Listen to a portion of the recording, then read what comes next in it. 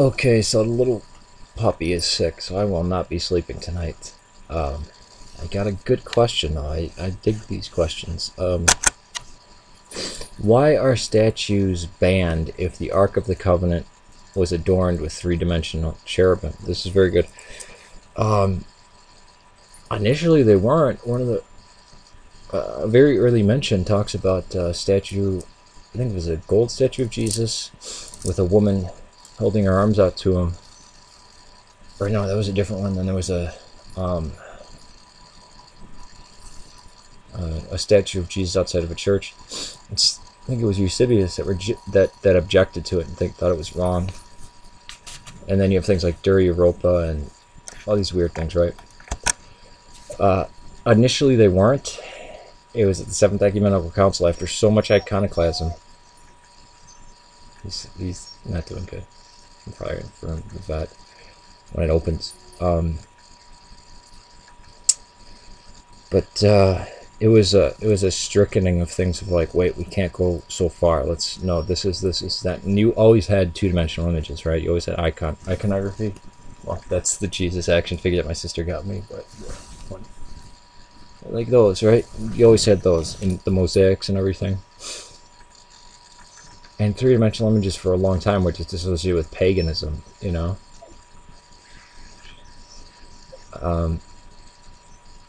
Rome held on to it because obviously it's full of images, right? But as getting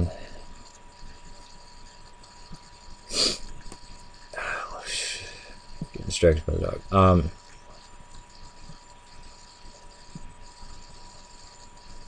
As a strickening of the concern that these might become idolatrous, right? Because there's no worship associated with it, and they're very strict on how we refer to saints or how we say our prayers or ask for them to pray for us or pray with us.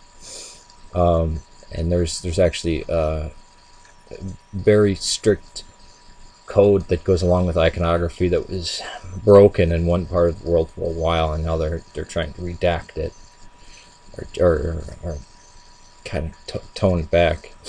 And you even see in like Serbia and Romania, like there's silver coated iconography, which say, well, that has a three-dimensional thing to it, or this is kind of a frieze where it's, you know, there's kind of statue-like things to it in some of the old churches. It was the Seventh Ecumenical Council saying, okay, this is how to healthily approach this, right? And this is what it's going to be. We had this from the beginning, and this was a Jewish thing which they found Dura Europa's synagogue covered in images as well.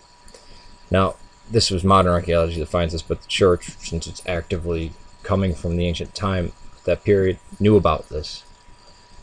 And I said, yeah, so this doesn't get to, you know, the statue with this and that, and you know it's on a wall. Mouths have to be shut.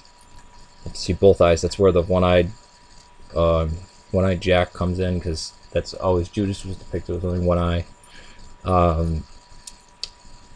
And their eyes are always bigger, their ears are always bigger, their mouths are always smaller, so they're looking and listening. Even the colors and the symbolism and the restriction on making an image of the Father.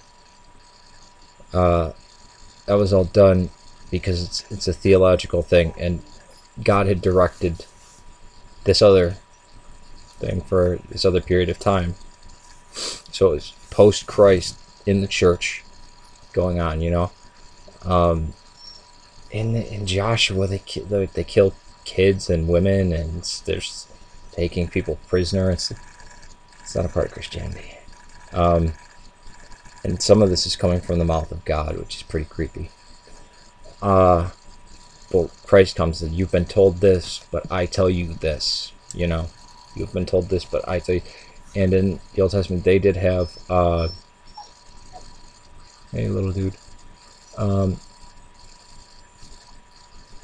They had the cherubim woven into the tapestry, which, you know, anybody who went in the temple would see, but only certain people could go behind and deal with the ark, right? Because it was just such a powerful thing.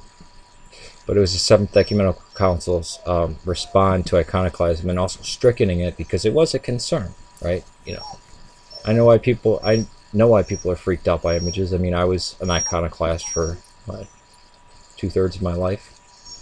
All right, I hope that answers it for you. I got a sick puppy here. I got to take care of him.